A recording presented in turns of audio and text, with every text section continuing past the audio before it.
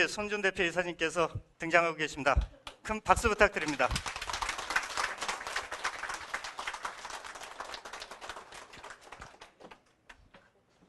바로 마이크 넘겨드리도록 하겠습니다.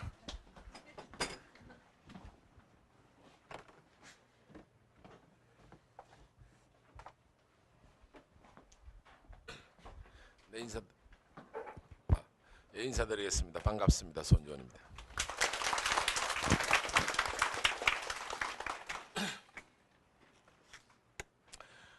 오늘 말씀드릴 거 먼저 수시 지원에 대해서 좀 말씀드리겠습니다. 그리고 나머지 기간 동안에 어떻게 학습할 것인가 요 두 가지에 대해서 크게 말씀드리도록 하겠습니다. 이 PPT 만들어 놨네요. 네. 제일 앞에 부분에 전체적으로 응시 인원의 변화라든지 등급 컷 이런 부분은 생략하도록 하겠습니다. 생략하도록 하고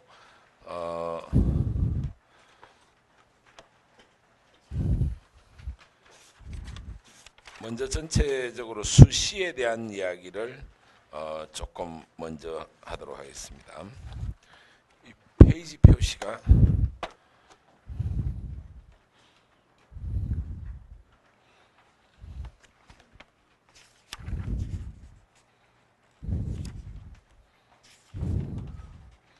(27페이지부터) 보겠습니다.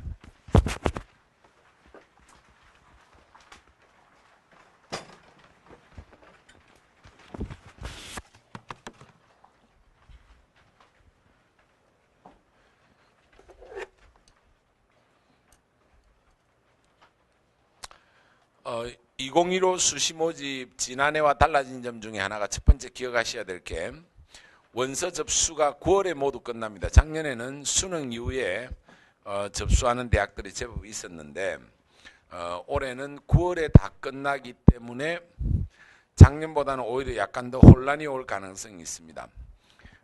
한쪽으로 좀 쏠리고 생각보다 덜 오는 학교도 있고 이럴 수 있기 때문에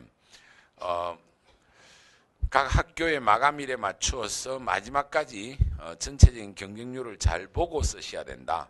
미리 다 써버릴 필요는 없다 하는 점을 좀 신경 써주셔야 되고 특히 학생부 쪽에 모집 인원이 많이 늘어났기 때문에 학생부 좋은 애들은 중복 합격할 가능성이 많기 때문에 경쟁률이 한 3대 1 이하로 만약에 떨어진다면 실질적으로 미달에 가까울 수도 있기 때문에 수시에 있어서 눈치 작전이 작년보다 좀 더 중요하다라는 사실을 좀 더 알아두시고 여기에도 학생부 전형이 많이 늘어났다는 거 요즘 신경 써주시기 바라고요. 지금 수시 6장을 어떻게 쓸 거냐라고 고민을 하실 건데 제가 항상 말씀드리는 거는 논술 쪽에 원서 쓰는 것은 실질적으로 원서를 날리는 것하고 비슷할 가능성이 있습니다. 그래서 무리하게 논술에 지원을 많이 하는 것은 절대로 삼가해야 된다라는 말씀을 제가 먼저 드리고 싶습니다. 최근 한 3년간 대교협 자료를 보면 지원자 대비 합격률이 한 5.6%밖에 안 됩니다. 5.6%라는 이야기는 100명이 논술 시험 치러 갔을 때 붙은 학생이 6명이 안 된다는 거죠. 대부분 다 떨어진다는 겁니다. 그걸 특히 우리 고3 학부형들은 이해를 못 하실 겁니다. 그런데 아마 이 학원에서 지금 공부하고 있는 학생들이나 재수를 하고 있는 학생들은 누구보다 잘 알 겁니다. 논술 원서 쓸 때는 처음에는 되면 좋겠다고 한번 써보자 이러다가 막상 원서를 딱 쓰고 나면 어쩐지 꼭 될 것 같은 이런 생각이 들어요. 작년에 안 그랬냐? 그랬지? 그리고 당일날 시험 치러 가서 시험을 딱 치고 나면 너무 잘 친 것 같아. 야, 이거 확실히 붙었다.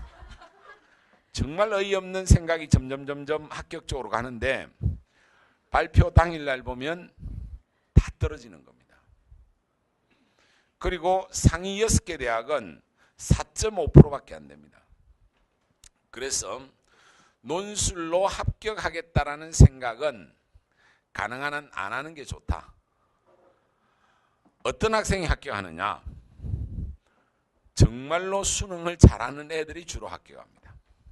그래서 수능이 좀 모자라서 수시로 가야 되겠다라고 생각을 많이 하면서 그 중에도 학생부고 뭐고 아무것도 만들어 놓은 게 없으니까 논술만 그날 시험 잘 치면 되겠지 하는 생각은 너무나 많은 사람들이 하고 있기 때문에 경쟁률 자체가 한 50대 1 이렇게 많이 가기 때문에 절대로 붙지 않는다. 그래서 수시 원서를 쓰는 데 있어서 가장 신경 써야 될 것은 논술은 가능한 쓰지 않는다라는 생각을 하셔야 됩니다. 아마 지금 다들 깜짝 놀라시는데 왜냐하면 주로 논술 쪽으로 써보려고 생각하고 있거든요. 좀 괜찮은 학교 가고 싶다라고 생각하는 사람은 다 그 생각을 하는데 이것은 현실성이 없다. 그래서 수업 메가스터디에서 지금 재수를 하고 있는 학생들 같으면 제가 꼭 부탁드리고 싶은 게 현재 1등급이 2개 이상 나오지 않는 학생은 논술을 2개 이내로 써야 돼. 1등급이 2개 이상 나오는 학생은 한 서너 개 써도 됩니다. 2등급 2개 뭐 이런 걸 가지고 논술로 붙겠다라는 것은 심하게 말하면 그 미친 짓이라는 거예요. 그러면 여기 재원하는 학생 아니더라도 오늘 또 고3 학부형들도 많이 오셨을 건데 주위에 논술은 1등급이 현재 2개 나오는 학생들한테 해당되는 상황이라는 사실을 꼭 기억하셔야 됩니다. 제 말을 들어야 수시에서 합격할 가능성이 높습니다. 그러면 쓸 게 아무것도 없는데 이런 분들이 많죠, 그죠? 그렇지 않습니다. 학생부가 생각보다 합격을 많이 합니다. 학생부는 대교육 발표 자료에 의하면 25%가 합격하는 겁니다. 상당히 많이 합격하는 겁니다. 그러면 내 학생부가 한 3.5밖에 안 되는데 어디에 써가지고 합격하란 말이냐? 뭐 여기 뭐 협성대 뭐 이런 데 쓰라는 이야기냐? 그런 데 쓰면 묻습니다. 근데 3.5인 학생도 수능이 잘 나오면 한 4.5까지 홍익대 이런 데 붙는 케이스를 저희가 많이 봤습니다. 왜냐하면 수능 최저학력이 생각보다 아주 높습니다.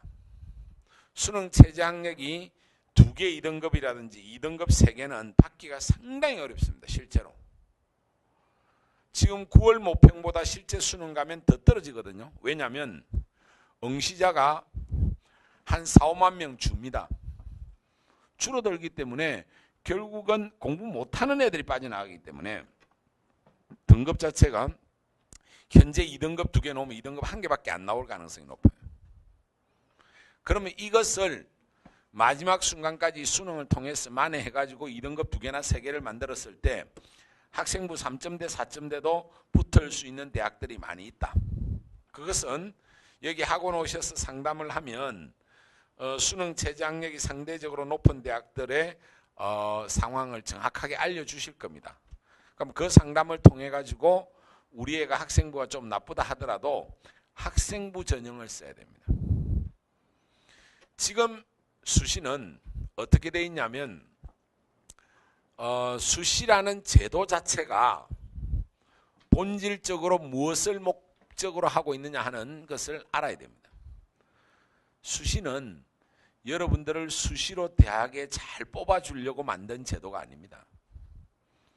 이명박 정부가 현대입 제도를 만들면서 물론 그 전에 만들어진 거지만은 대학에 자율권을 많이 주면서 대학들이 이 대입 제도를 엄청나게 악용하고 있는 겁니다.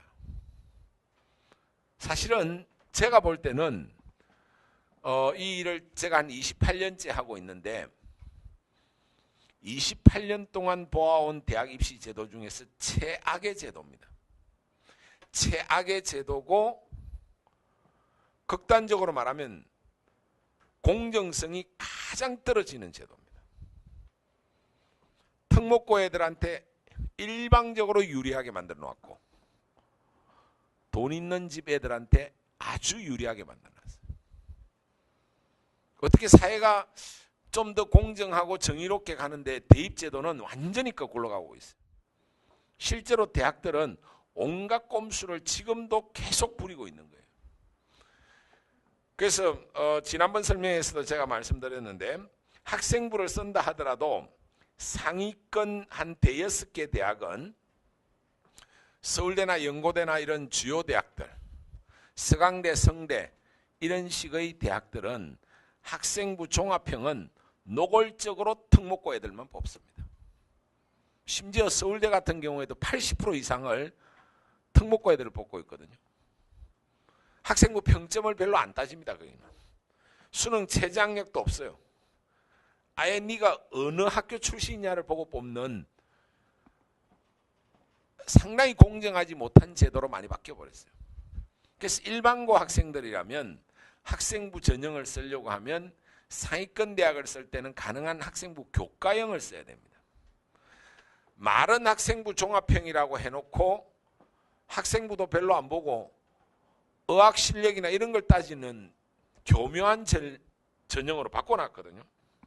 의학 특기자 줄이라 그러니까 교육부에다가 신고할 때는 싹 줄여놓고 그리고 학생부 종합형에 학생부 비교과 자기소개서 뭐 여러 가지 이런 데서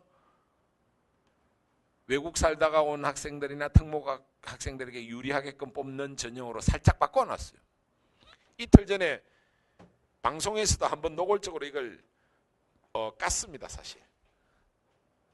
그래서 대입제도가 너무 복잡하고 대학들이 입맛대로 지금 하고 있다라고 이야기를 하고 있기 때문에 그러면 학생부 교과형 같은 경우에는 딴 걸 안 보기 때문에 학생부 평점에다가 수능 최저 학력 이 두 가지를 중점적으로 보거든요. 그런데 의외로 또 주요 대학들이 학생부 교과 전형에서 수능 최저 학력을 상당히 많이 높여놨어요. 예를 들어서 중앙대 같은 학교는 세계 영역 등급 합이 6인데 세계 영역 등급 합 6 받기가 상당히 어렵습니다. 학생부가 아주 좋은 시골 학교 애들은 한 명도 없어요. 그 조건을 충족한 애들이. 그러면 특목고 애들이 그거는 쓸 리가 없거든요. 그러면 서울이나 이 수도권의 괜찮은 고등학교 애들이 학생부가 1.5 이내 같으면 중앙대 안 쓴단 말이에요. 그렇기 때문에 생각보다 확 낮아질 가능성도 있다 이런 겁니다.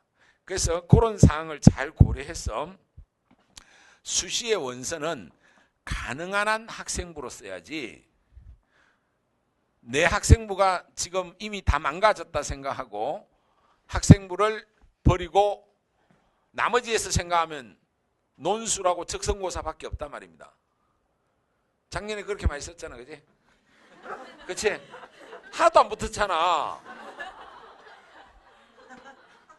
그런데 아니 지금 재수하는 학생들 똑바로 생각해봐. 작년에 너희 학교 애들 중에 수시로 합격한 애들은 누구니? 대부분 다 학생부 전형 쓴 애들이 합격했잖아. 딴 거는 합격한 애가 없잖아. 학교에서 보면. 그 사실을 꼭 아셔야 됩니다. 공부도 못하면서 괜히 괜찮은 대학을 쓴다니까요. 왜? 수시는 원서 쓴다고 해서 누가 안 된다고 안 하거든요. 웃으시면 안 됩니다. 지금 올해 고3들은 특히 어느 해보다 망가질 가능성이 아주 높아요. 왜냐하면 수시 접수 기간이 너무 길어요. 내가 그저께는 지금 이제 그저께부터 해서 제가 우리 직영 학원들을 매일 저녁에 가서 재수하는 학생들한테 1시간 반씩 수능 60일 전략을 특별 강연을 매일 하고 있어요. 그때 제가 하는 이야기의 핵심이 뭐냐면 수시는 그냥 덤으로 하는 전략이라고 생각을 하고 붙으면 좋고 이건 안 붙어도 된다 생각하고 마지막 정시까지 준비를 해야지 수시에 붙겠다라고 생각하면 삼수하게 된다라고 이야기합니다. 이걸 아셔야 됩니다. 수시는 사실은 이미 모든 게 다 결정이 나 있는 거예요. 학생부는 지금 1학기까지니까 아무것도 손댈 게 없어요. 그렇죠? 오로지 그 학생부를 변화시킬 수 있는 거는 수능밖에 없단 말입니다. 지금부터 마지막까지 60일 동안 수능에 얼마나 올인하느냐에 의해서 올해 입시가 결정이 나는데, 여기 재수한 학생들은 작년 기억이 분명히 새록새록 지금 날 거라고. 수시 원서 쓸 때쯤 되면요, 고3 교실이 엉망이 되고 이상한 집단 심리가 형성돼요.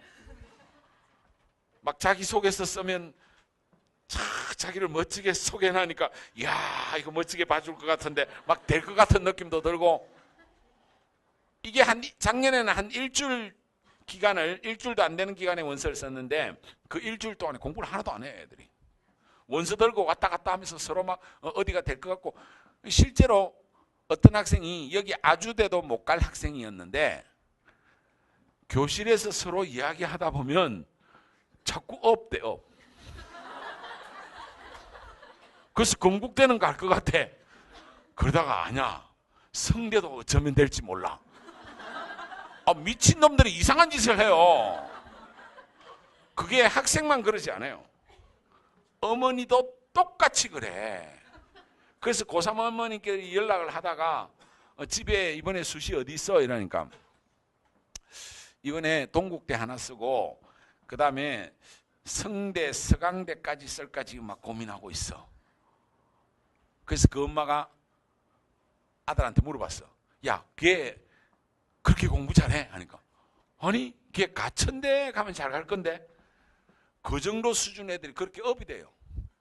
그렇게 이야기를 하다 보면 이야기 들은 엄마도 여기도 아주대 정도도 못 가는데, 그래 네가 그렇게 했어, 나도 그렇게 써보자.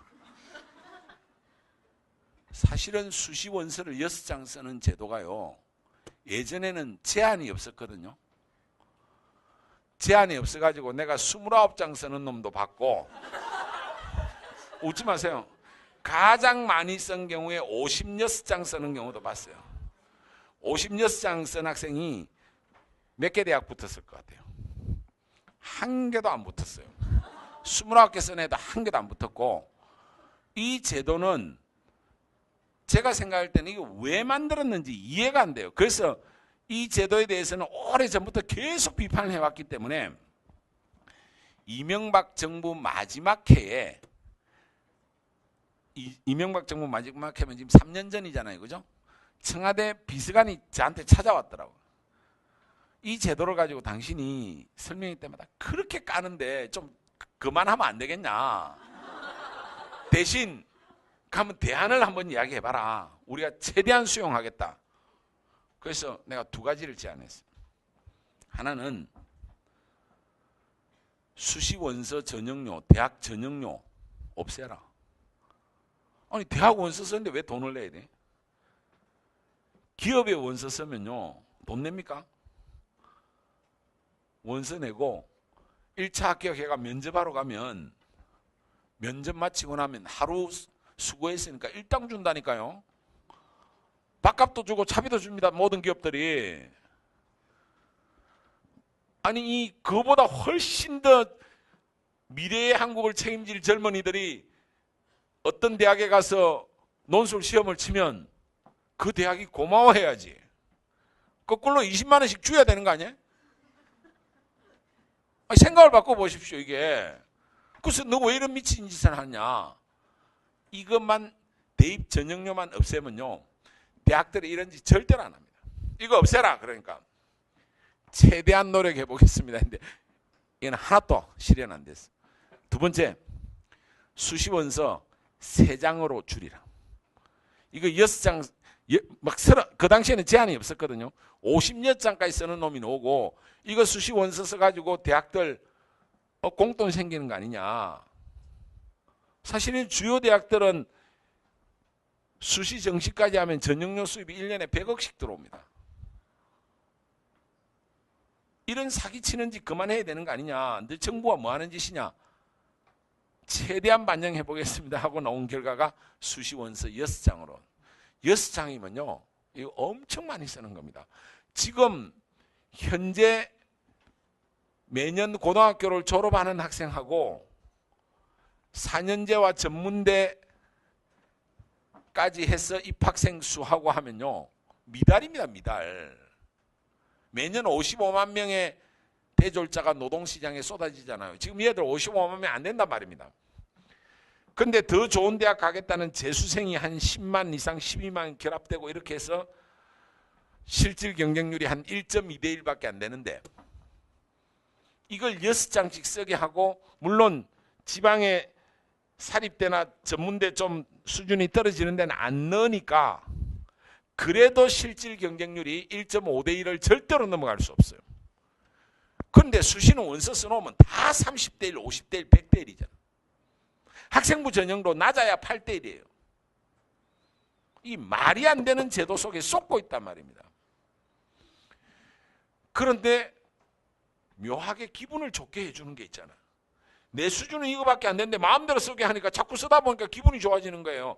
그래서 9월 한 보름 동안 9월달 보름 동안 학부모들이 일시적으로 이상 심리를 보인다니까. 뭔가 우리 애가 멋진 대학 다 갈 것 같은 생각을 다 하는데 딱 수능 점수 발표하고 수시 발표하면 그때서야 현실을 깨닫습니다. 완전히 다 망가져. 그래서 그때서야 큰일 났다 생각하고 다시 한 번 더 재수하자고 자꾸 덤비는 거예요. 현재 학령 인구 기준으로 봐서 재수학원은 다 망해야 정상이에요. 교묘하게 대학들 대입 제도 가지고 돈벌이하고 사교육 시장 지켜주고 대학들이 왜 이런 제도를 유지하는지 저는 이해를 못하겠어요. 그래서 여러분들이 이런 점을 분명히 정확하게 인식하고 냉철하게 원서를 써야 되는 게 수시에서 가장 중요하다. 그래서 6월, 9월 성적 가지고 자기 성적대가 지금 메가스에 들어오면 어느 정도 대학 갈 수 있는지 예측 서비스가 다 계속 제공되고 있기 때문에 자기가 가장 잘 받은 성적하고 가장 나쁜 성적하고 요 딱 경계선을 정해놓고 그러면 자기의 평균 실력이 이 정도 된다고 하죠. 이 정도 된다고 하면 수시 원서를 어떻게 써야 되느냐 하면 고3들은 한 요 정도 쓰는 게 적절해요. 고3들은. 앞으로 더 올라갈 수도 있어. 좀 더 가감하게 써도 돼. 자기가 제일 잘 본 대학 근처보다 약간 더 높은 데서부터 자기 평균 정도 바로 밑에까지 쓰면 되고 재학생은 이렇게 쓰지만은 재수생은 절대로 이렇게 쓰면 안 돼. 그럼 삼수해. 잘못하면. 조금 더 보수적으로 써야 된다. 좀 더 보수적으로 이런 정도 수준까지 원서를 쓰는데 여기서 중요하게 생각해야 될 것 중에 하나가 뭐냐면 지금 요 자기 평균 실력보다 낮은 대학에 한두 개 쓴다고 생각을 하죠. 요 대학은 절대로 전형 일자를 수능 전에 걸리는데 넣으면 안 돼. 수능 전에 걸리는데 예를 들어서 10월 달에 전형을 하는데 만약에 여기에 10월 달에 전형하는데 썼다 해보자. 그럼 10월 달에 가서 시험을 봤죠. 수시를. 합격해버렸는데 수능이 평균보다 훨씬 잘 나왔다. 한 이 정도 나왔다. 망한 거잖아. 그래서 보수적으로 쓸 때 자기 평균 성적보다 약간 낮은 대학의 걸 쓸 경우에는 반드시 전형 날짜가 수능 이후에다 써야 돼요. 시험을 잘 치면 안 가면 되잖아. 무슨 말인지 아시겠어요? 그리고 좀 높게 지르는 경우는 이런 경우는 두 개를 다 혼용하면 돼. 수능 전에 보는 거 한 개 정도 가서 봐도 되고 저는 수능 전에 보는 대학은 가능한 안 가면 좋겠는데 공부에 방해가 되기 때문에 간다면 높은 대학은 낮은 대학은 쓰면 안 된다는 거예요. 그리고 높은 대학은 여기에 써놓으면 자기가 수능을 만약에 실제 수능을 이 정도 받았다 하면 그러면 요건 정시로 갈 수 있는 거잖아. 그럼 요 논술 같은 경우는 시험 보러 가야지.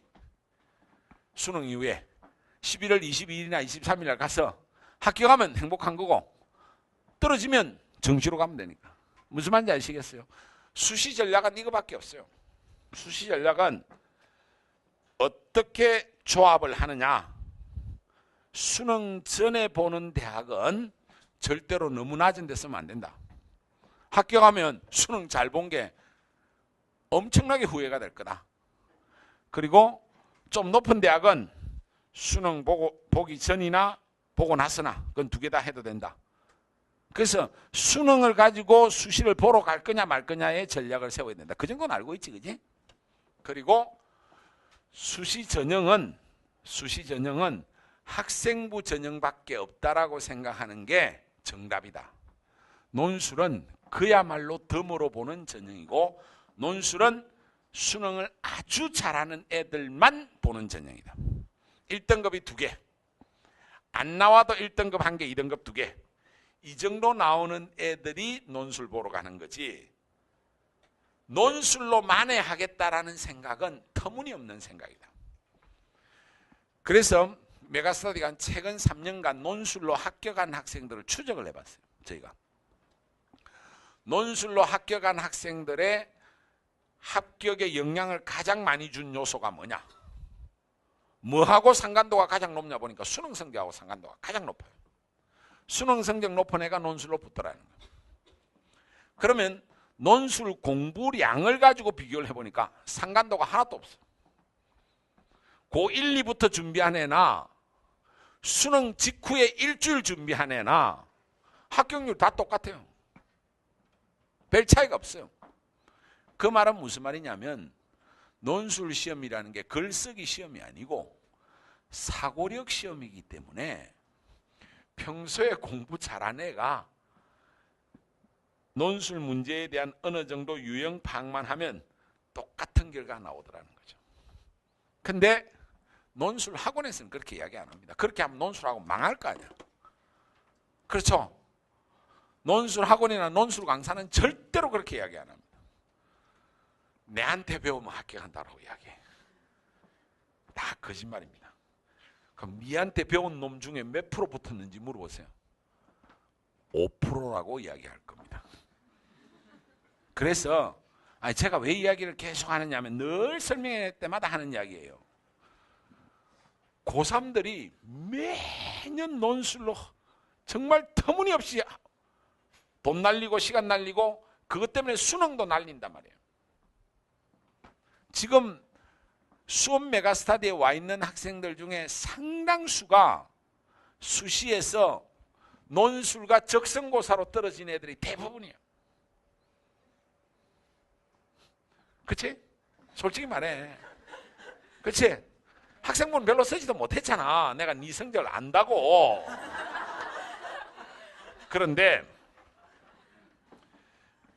네 성적이 학생부로 썼으면 붙을 수도 있었단 말이야. 수능만 잘 받았으면. 그 점을 꼭 알아두세요. 그리고 수시에서 하나 더 제가 드리고 싶은 중요한 이야기. 내가 우리 재수생들한테 매일 저녁에 가서 꼭 하는 이야기가 이거예요. 수시 지원 전략과 자기소개서와 모든 준비 과정에 지금부터 원서 쓸 때까지 10시간 이상 투자하지 마라. 10시간 이상 투자하지 말라는 게 아니라 더 강하게 이야기하면 생각 자체를 10시간 이상 하지 마라. 수시 생각하는 만큼 수능은 망가집니다. 맞지? 경험했지, 그지? 그래서 올해는 재수생이 대박나게 돼 있어요. 올해는 어느 해보다 재수생이 대박나게 돼 있어요. 왜? 수시 접수 기간이 너무 길어. 고3들이 완전히 망가질 가능성이 있어요. 이거는 두고 보십시오. 아니 수시 원서 쓰는 거 고민한다고 해서 무슨 합격이 됩니까? 합격에 1%라도 영향을 주냐고. 그런데도 학교 가면 개판이야 이거. 왜 학교가 이걸 통제 안 하는지 모르겠어요. 그래서 저는 우리 학원 원장들한테 늘 강조하는 게 수시 상담 1인당 1시간 이상 절대로 하지 마라. 그리고 수능 성적에 철저히 기초해가지고 논술 개수 제한해라. 그리고 재수생이라 하더라도 충분히 학생부를 살릴 수 있으니까. 쉽게 말하면 학생부 4.0이면 뭐 죽을 사자인지 뭐 거의 시체라고 할 수 있겠죠. 학생부로는. 그렇죠? 영안실 냉동고에 있는 수능 성적 한 3.5쯤 되면 호스피스 병동에 있는. 그런데 그 영안실 냉동고에 있는 학생부 평점이 부활할 수 있다니까요. 부활. 수능의 빛을 받으면 부활할 수 있습니다. 이게 진짜예요. 그 합격 케이스들을 저희는 많이 가지고 있어요. 이 학원도 있죠. 예. 이 학원에도 케이스들이 많이 있다고. 그래서 지금 학생부가 비록 나쁘다 하더라도 수능이 잘 나오면 걔를 수시 원서에서 학생부로 써야 돼요. 딴 거는 쓰지 마라 이 말이에요. 딴 거는 별 해당 사항이 없다. 그래서 제가 현 대입제도는 일반고 학생으로 기준으로 하면 뭐 수천 가지 전형이 있는 게 아니에요. 딱 2개밖에 없어요. 학생부 전형 하나하고 수능 전형 2개밖에 없어요. 그거 2개밖에 없다라고 학기 초부터 생각하라고 했던 게 올해 설명회의 주요 컨셉이었어요. 자, 요 정도 말씀드리겠습니다. 요 점을 꼭 잘 알아두시고, 그 다음에 이제 29페이지 보시면 2015학년도 수시 지원 대원칙에 대해서 몇 가지 설명이 되어 있습니다. 첫 번째 보면 6월, 9월 모평 성적을 기준으로 수시 지원 전략을 수립하라. 이게 사설 모의고사나 교육청 모의고사보다는 6월, 9월 평가원 모의고사가 수능에 가장 가깝고 또 응시자의 집단도 유사하기 때문에 가장 기준으로서의 정확도가 높다. 그래서 6월, 9월을 기준으로 했었었는데, 그러면 아까 전에 이런 원칙으로 쓰라고 이야기했죠, 그죠? 그거에 대한 하나 예였고, 그럼 요걸 조금 더 한번 나누어 보면 다음 페이지 한번 보십시오. 30페이지. 성적이 이렇게 상승하는 애도 있고 다음 페이지 보면 떨어지는 애도 있는데, 지금 성적이 보면 상승형이 2가지가 있죠. 전능력이 고르게 상승하는 애. 6월에 비해서 국어 89에서 91, 100분이 2점 올랐죠. 80에서 83, 88에서 89, 84에서 85. 고르게 올랐고 등급은 하나 정도 올랐고, 아니면 집중학습을 해서 국어는 그대로인데 수학이 82에서 89로 2등급으로 올랐고, 영어 그대로고 탐구 84에서 91로 이렇게 수학 탐구가 집중적으로 올랐다든지, 하여튼 오르는 형은 보면 고르게 오르거나 어떤 특정 영역을 전략적으로 올리거나 이렇게 해서 요 2가지 형이 있는데, 이런 학생들은 성적이 올라가고 있기 때문에 그 상승세를 계속 가져갈 수 있다는 생각을 가지고 수시 지원을 할 때 9월 모평 성적을 한선으로 잡아도 괜찮다. 상승세를 타고 있기 때문에. 그리고 대학별 고사를 보려고 할 때는 이런 학생은 성적이 올라갔는데 이런 데 써버리면 안 되잖아요. 아까처럼. 그렇죠? 그래서 가능한 한 수능 이후에 시험을 보는 학교를 쓰는 것이 바람직하다. 뭐 이런 이야기입니다. 누구나 할 수 있는 이야기죠. 뻔한 이야기죠. 네. 그리고 현재 성적이 요렇게 좀 고르게 오르는 학생들은 나머지 기간은 좀 더 전략적으로 오르더라도 요렇게 오르는 게 좀 더 바람직합니다.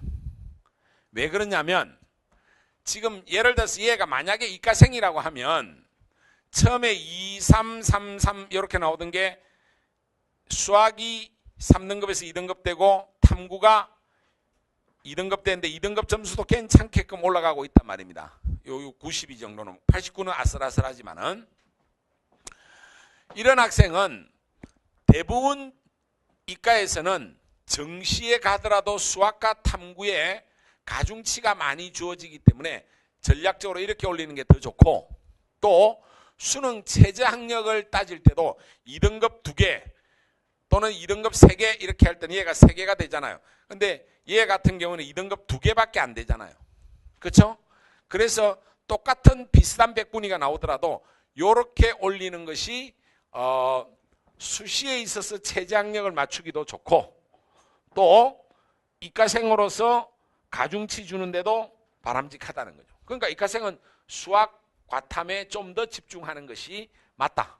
올라가는 학생이라 하더라도 그렇게 올려야 되고, 문과생 같으면 수학이나 영어 또는 국영수 3개, 탐구는 문과에서는 그렇게 중요하지 않습니다. 중요하게 반영한 대학들이 거의 없어요. 그런 것을 상당히 여러 각도에서 고려해가지고 성적을 올려야 된다. 올리더라도. 그리고 이렇게 올라가는 학생들은 9월을 한선으로 봐도 되고, 대학교를 고사를 볼 때는 계속 올라갈 경우에는 너무 낮은 데 써놓고 수능 이전에 시험 치가 합격하면 큰일 나기 때문에. 이해되셨죠? 자, 그 다음 성적이 조금 떨어지는 애들 내지는 정체하는 애들, 이렇게 모두 하락하거나 뭐 비슷비슷하게 90, 87, 요 약간 떨어졌고 88, 88 이렇게 정체하는 애들, 요런 학생들은 성적이 떨어지고 있기 때문에 또는 정체하고 있기 때문에 당장 수시에 있어서 최저학력을 맞추는 게 문제가 되죠. 그래서 수시 지원을 할 때 반드시 충족할 수 있는 수능 기준의 범위를 설정을 해야 돼요. 나는 2등급 2개인지 아니면 3등급 2개인지 그 선을 자기 성적대의 흐름을 가지고 딱 보고, 우리 애는 3등급 2개밖에 충족을 못하겠다 하면 3등급 2개를 가지고 학생부든 적성고사든 기준을 잘 맞춰서 수시를 써야 된다는 거예요. 그리고 3등급 2개는 유지를 시켜주는 쪽으로 공부를 해야 돼. 그래야 수시에서도 가능성을 찾을 수 있죠. 그래서 이런 학생들은 오히려 대학별 고사를 수능 이전에 보는 학교를 좀 더 적극적으로 활용할 필요가 있어요. 수능 이전에 보고 수능에 이전에 보는 학교는 생각보다 학생들이 원서를 많이 안 써요. 왜냐하면 자기 성적을 더 올려서 그 대학에 가고 싶거든. 그렇죠? 근데 현재 2등급 3개를 요구하는데 우리 애가 2등급 2개밖에 안 나오는데 수능 전에 보는 논술이나 이런 걸 시험 치러 가는 데 대한 자신감을 못 갖는다고. 그래서 수능 전에 보는 대학이 수능 이후에 보는 대학보다 경쟁률이 낮아요. 그런 대학들 중에서 우리 애한테 적절한 대학, 생각보다 낮은 대학, 이런 데를 골라서 성적이 잘 안 올라가는 학생들은 일부 활용할 필요가 있고, 동시에 수능 최저 학력을 최소한 만족시킬 수 있도록 선별적으로 2개 내지 3개 과목에 나머지 기간 동안에 수능을 집중하는 것이 옳다. 지금 어차피 성적이 올라가지지 않는 애가 모두 다 올리는 건 어렵단 말이에요. 하강하거나 정체되어 있을 때는 정신 바짝 차리고 가능한 거 2개라도 잡는 게 실질적인 전략이라는 거예요. 지금 이 순간에 공부해서 기적같이 모두 다 만점 받겠다 이런 헛소리 하면 안 된다는 거예요. 2달밖에 남지 않았기 때문에 오히려 냉철해져야 돼요. 아시겠습니까? 냉정해야만이 분명히 오래 끝낼 수 있다. 근데 이 점에서 제가 항상 드리는 말씀이 하나 있는데 뭐냐면, 대학 잘 가려는 생각을 그렇게 안 하셔도 됩니다. 이제는 대학 잘 가서 성공할 수 있는 시대가 아니란 말이에요. 이미 그 시대가 끝났다고요. 지금 우리 부모님 세대들이 대학 잘 가서 성공할 수 있었던 거의 마지막 세대에 가까운 분들이란 말이에요. 그 밑에 세대들은 대학 잘 나와봤자 특히 요즘 30대 초반 말짱한 일이에요. 대학 잘 나온다 하더라도 성공하는 거하고 상관도는 아주 빠른 속도로 떨어지고 있어요. 지금 어머니 아버님 세대들은 대학 잘 나오는 게 중요했어요.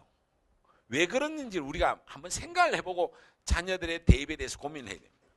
우리가 70년대 60년대 후반부터 고도 성장을 쭉 하면서 상당히 가파른 속도의 매년 평균 10%의 고도 압축 성장을 한 나라거든요.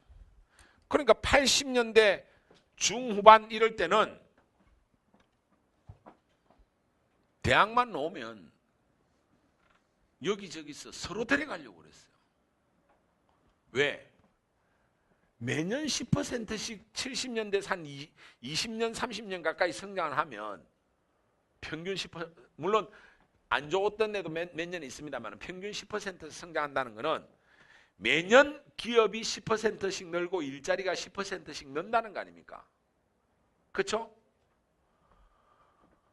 그러면 우리는 그걸 산업화를 통해서 이루었기 때문에 전문 인력이 필요했어요. 대학 졸업자들이 필요했단 말입니다. 그러니까 대학 나오면 일자리 구하기가 너무나 쉬웠단 말입니다. 또 매년 10%씩 성장하는 사회는 기업들이 특히 대기업들은 그룹화가 되면서 현대건설 하나가 자동차에 온갖 것 다 생겼잖아요. 그러면 현대건설에 입사를 해가지고 미래를 꿈꾸던 과장이 부장쯤 되면 자동차도 생기고 뭐 상선도 생기고 온갖 거 생겨. 임원이 다 있어야 되잖아. 그러니까 모기업에서 부장만 되면 다 계열사 임원으로 갔단 말입니다. 조금만 있으면 사장 되고 승진하기도 좋았단 말입니다. 그런데 지금은 완전 저성장이거든요. 일자리도 전혀 안 생겨요. 오히려 노동집약적인 건 해외로 다 나가버려요. 그래서 대학 졸업해도 기업에서 얼마 안 뽑아. 그런데 80년대는 전문대까지 포함해서 83년도에 우리나라 대학 진학률이 35%가 안 됐어요. 그때는 대학 가는 사람 별로 없었어요. 전문대까지도. 그런데 2008년에는 우리나라가 83%가 대학을 진학했다. 그러니까 일자리가 막 늘어날 때 대학 나온 사람은 몇 명 안 되는 사회하고 일자리가 하나도 안 늘어나고 꽉 막힌 사회에 다 대학 나오고 그러니까 대학 나오고 취업을 못하는 거죠. 드디어 2013년에는 서울대학교가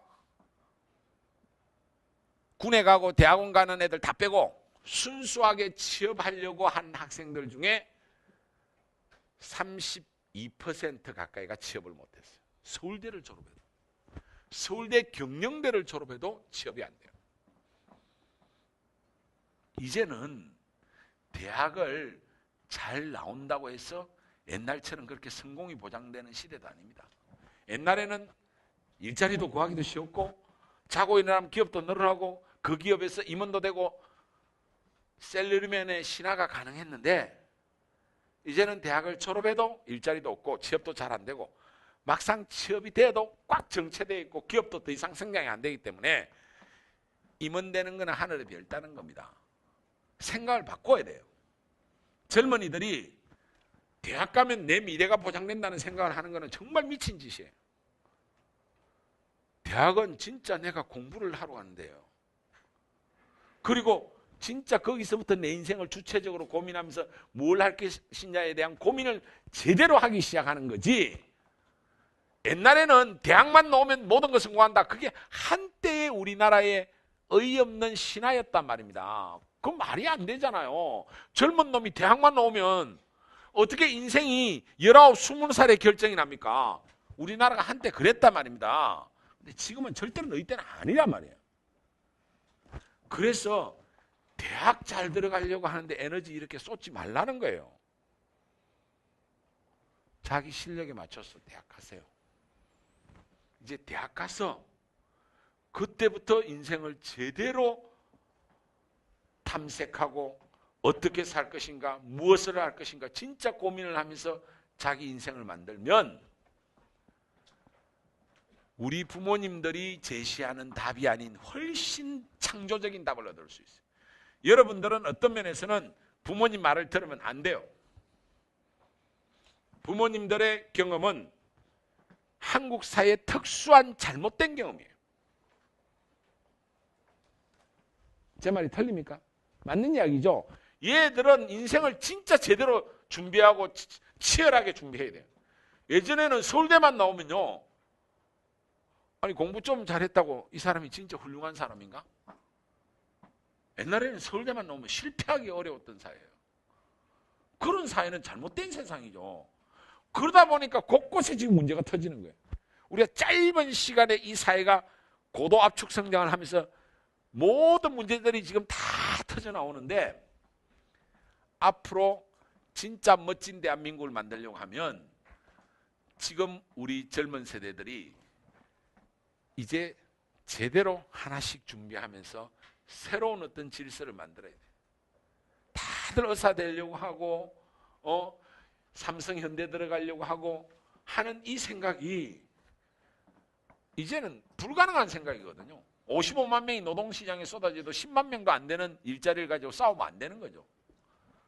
오히려 정말 네가 하고 싶은 일을 하고 산다든지, 아니면 이 세상에 없는 새로운 창업을 한다든지, 이런 젊은이가 나와야 한국이 앞으로 제대로 될 수 있습니다. 한국의 사교육과 대학 입시는 고도 압축 성장에 왜곡된 부산물입니다. 이거 오래 안 갑니다. 그래서 제가 메가스터디를 팔라 그런 겁니다. 근데 아무도 안 살라 그래서 파는 건 포기를 했고요. 저는 분명히 한국의 사교육은 얼마 안 간다고 생각하는 사람이에요.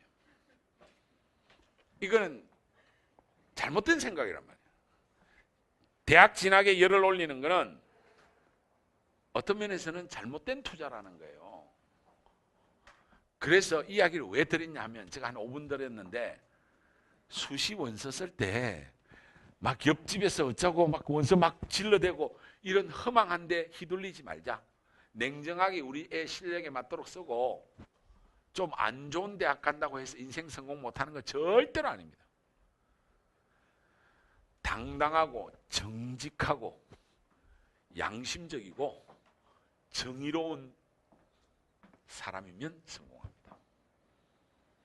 보다 더 근본에 충실하면서 소신을 가지고 자녀 교육을 하시는 것이 훨씬 더 미래지향적이다.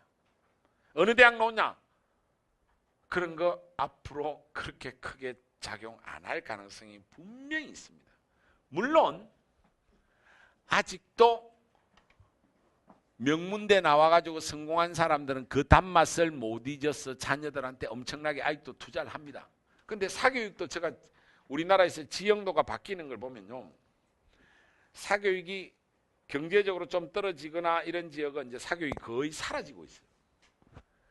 아직도 애들 막 고3 학원 보내고 논술 시키고 난리치는 데는 강남구 서초구하고 이 강남 3구 몇 곳하고 뭐 노원, 양천, 뭐 대구, 수성 몇 곳 이런 데만 난리를 치는데, 그것도 오래 안 갈 겁니다. 그리고 어머님들의 마음을 좀 편안하게 가지십시오. 이 의사 집안이다. 만약에 어떤 애가 의대를 갔다. 근데 의사도 말이 의사지 요즘은 별 것 없습니다. 그걸 잘 아셔야 됩니다. 실제로 그렇습니다. 물론 집안에 대대로 의료 가문에 뭔가 빵빵한 조건이 있으면 좀 다를 수 있는데요, 그냥 의대 졸업한 친구들 사실 엄청 고생한 거에 비해서 삶이 그렇게 안정적이지 않습니다. 레지던트 과정까지 마치고 하려면 30대 중반 아닙니까? 군에 갔다 오다 하면. 그래봤자 개원 못합니다. 개원하면 70%는 다 망합니다. 절대로 개원 못합니다. 개원해도 어느 정도 자리 잡는 친구들도 큰 소득이 안 나와요. 왜냐하면 우리나라가 의료보험 체계 이런 게 잘 돼 있기 때문에, 그 잘 돼 있다는 게 의사들한테 아주 불리하게 돼 있는 겁니다. 의사들이 하는 이야기입니다. 1970년대, 80년대 의사들은 의사가 그러더라고요. 거의 준재벌이었대. 한 달에 1억 못 벌면 병신이었대, 지금 돈으로. 그런데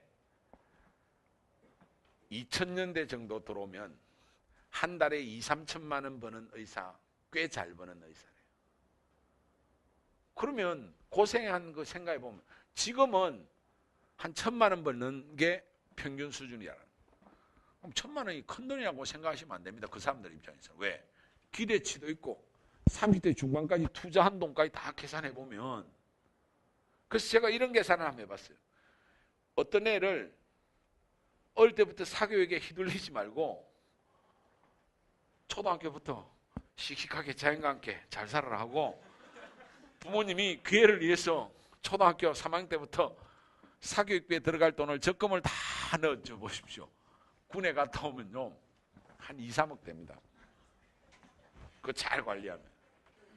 그걸 가지고 네 인생을 한번 스스로 개척해봐라 하는 게 성공 확률이 높을지, 그거보다 더 많은 돈 들여가지고 의대 보내가지고 우리 아들 이 엄마의 한을 풀어줄 거다 생각을 하고 그렇게 해서 레지던트 과정까지 해가지고 간신히 월급쟁이 의사 돼가지고 그때까지 어머니가 뒷바라지 해야 될지도 모릅니다. 그러다가 좀 있으면 더 독한 년이 낚아채가지고 어머니는 고생만 하고 아무것도 남는 게 없는.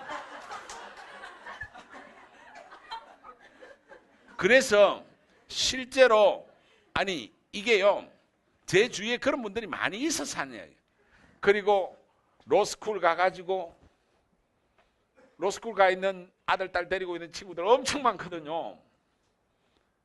다들 말도 못하고요, 돈만 들입다 넣고 저 변호사 돼도 조건이 진짜 잘 갖춰진 애 아니고는 대형 로펌에 못 들어가거든요.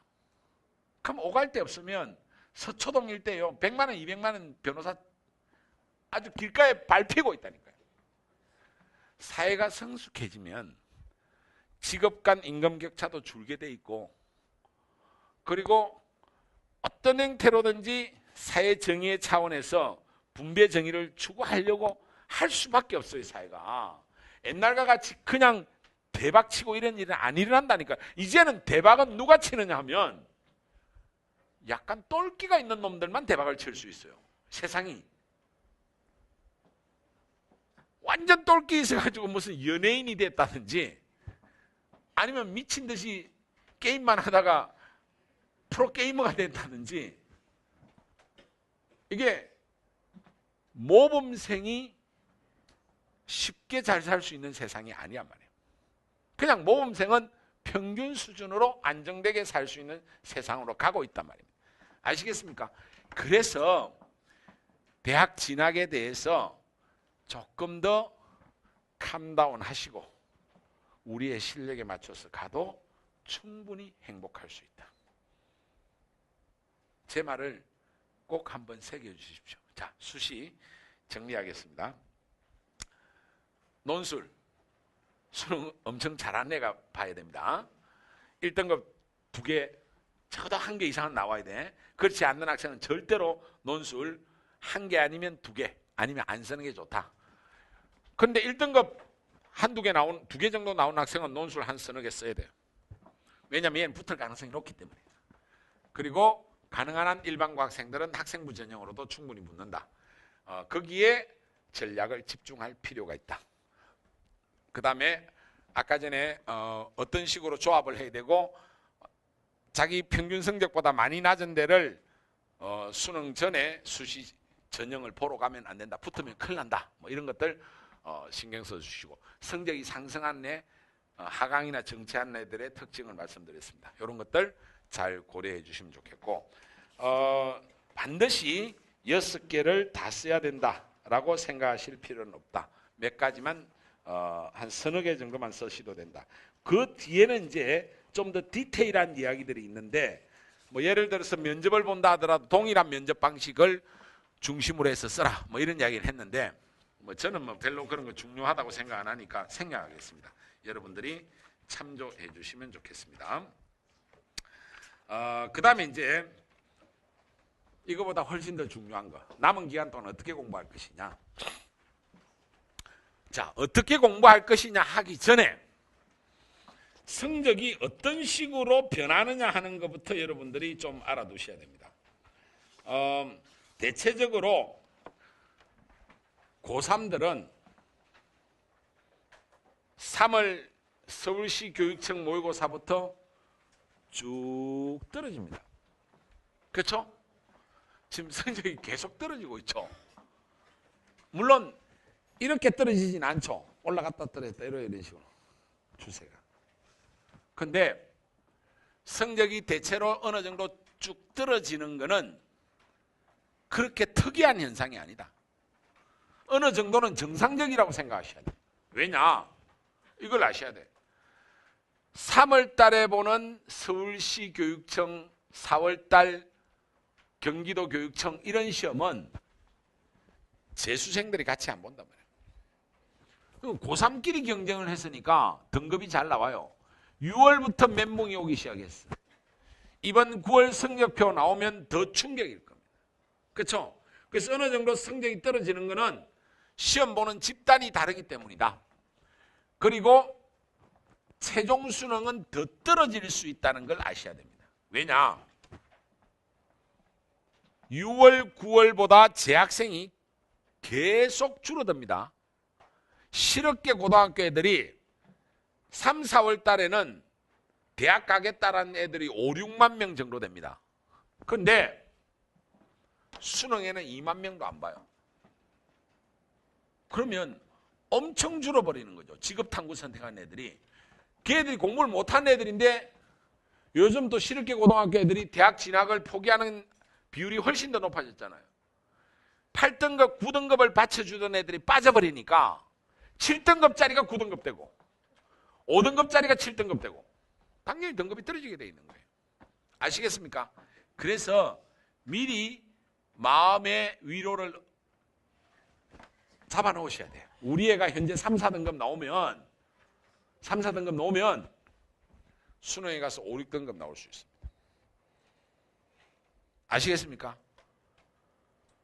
수능 성적 받고 많은 학부형들이 이런다니까요. 와, 듣다 보다 못한 성적표 받았다. 덧보잡이다 하는데 원래 그렇습니다. 아시겠습니까? 그러니까 수능 이것 가지고 인생을 너무 거시지 마라 말입니다. 그리고 자꾸 내가 이런 말 해서 죄송한데 공부는 유전자가 주로 결정을 많이 합니다.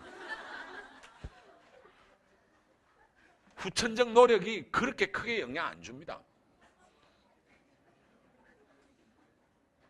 학교에서 애들 공부시키려고 노력이 중요하다 그러는 거고 학원에서 장사하려고 노력이 중요하다 그러는 거죠. 많은 연구 결과에 의하면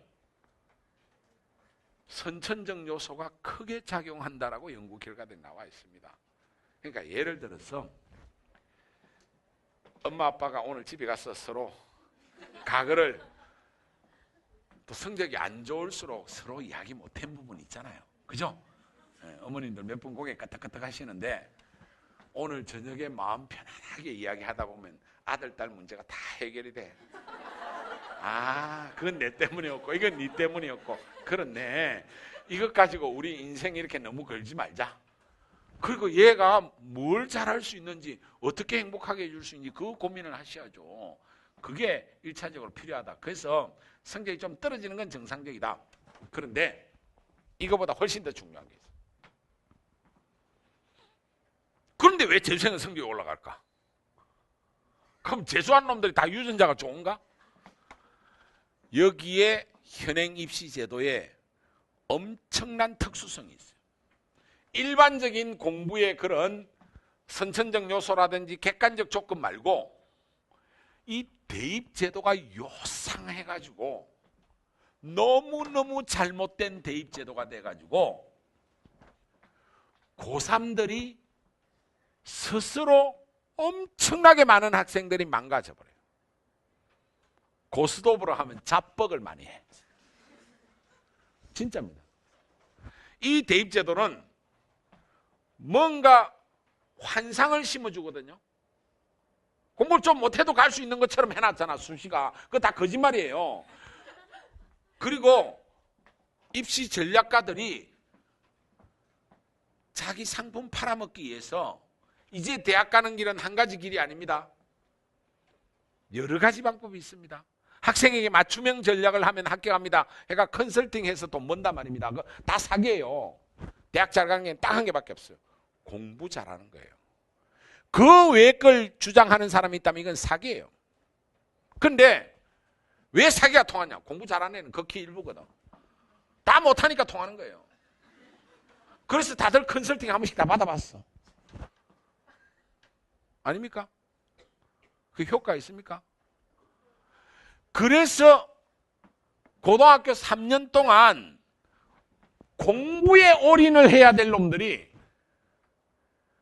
공부 조금 하면서 무슨 비교과도 해보고 무슨 경시대도 해보고 이런 스펙도 쌓아보고 봉사에 열정을 담아보기도 하고 벨생쇼를 다 해. 해외여행 가서 무슨 또 견문을 넓혀서 뭔가 대학 가는 데 써먹으려고.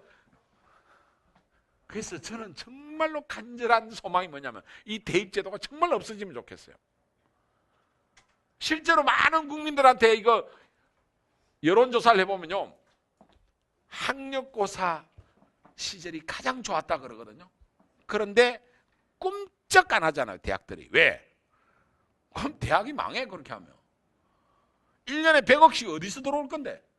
100억이라는 돈이 이게 적은 돈이 아니잖아요.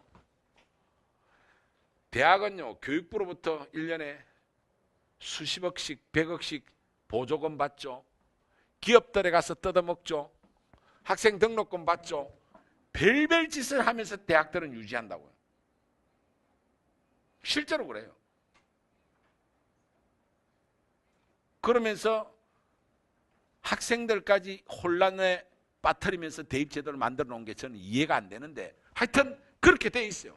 그러다 보니까 고등학교 3학년 동안 우왕좌왕 하다가 고3 올라와가지고 처음에는 수능에 한번 올인을 했다가 성적이 좀 나오네 하는데 갑자기 6월, 9월에 직격탄을 맞는단 말이에요. 왜? 무서운 복병인 재수생이 숨어 있는 걸 몰랐던 거지.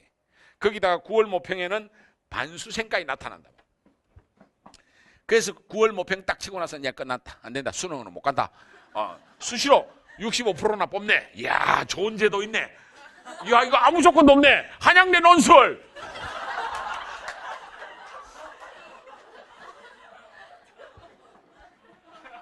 제가 중요한 정보를 하나 드릴게요. 한양대 논술 쓰는 학생은 삼수한다라는 어느 점쟁이의 이야기가 있습니다. 쓰십시오. 그래서 저는 우리 메가스터디 학생들한테 한양대 논술은 절대로 쓰지 말아 그럽니다. 한양대 논술은요, 이미 한양대가 200대 1을 예상하고 문제도 한 문제로 줄이고 시간도 한 시간으로 줄여버렸잖아요. 그 많은 학생이 채점을 할 방도가 없으니까 문제 한 개 가지고 한 시간 만에. 그러면 문제를 아주 단순하게 내겠다는 건데, 그럼 뭐 거기서 실력 편차를 어떻게 낼는지 모르겠는데 제 생각에는 선풍기로 날릴 것 같아요.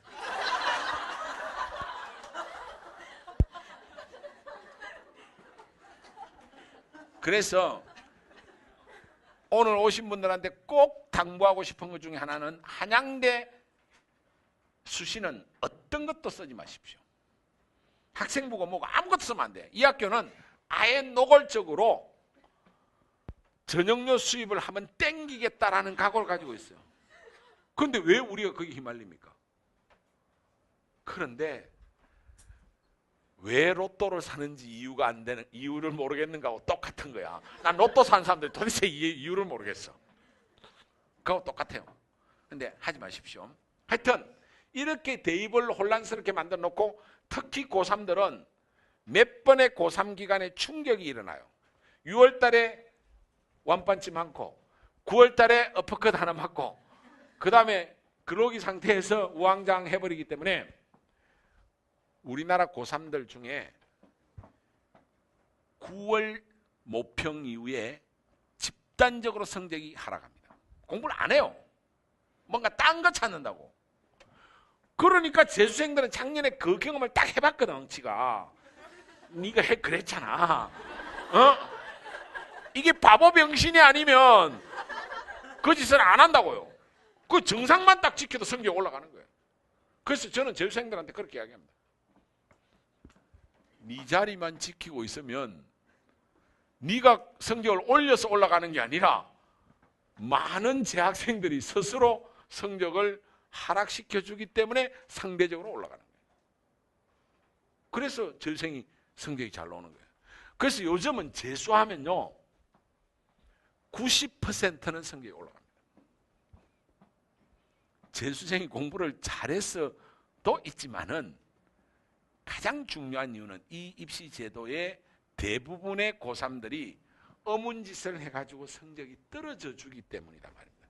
그래서 그럼 오늘 여기 고3 학부형들은 요것만 딱 참조하셔가지고 수시에 대한 생각을 20시간 이내로만 하고 수시에 허망한 꿈만 딱 버리고 그냥 쫙 가면 고3도 성적이 왕창 올라갈 수 있어요. 왜? 같은 고3이라도 질이 다르잖아. 대부분의 고3들은 어문지대가 스스로 망가져주니까 나는 제자리 재수생 비슷하게만 있으면 올라가는 거예요.